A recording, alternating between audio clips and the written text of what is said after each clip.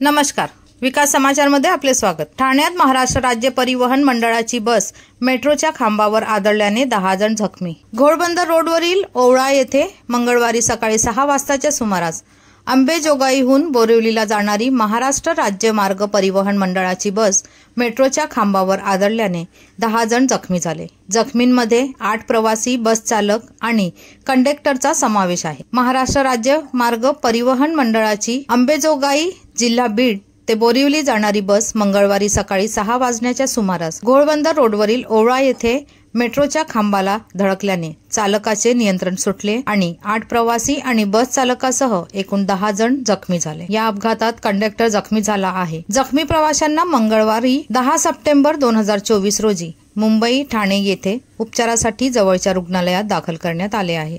धन्यवाद। वसईहून मी शहनाज शेख, विकास समाचार। चॅनलला like, share, subscribe जरूर करा।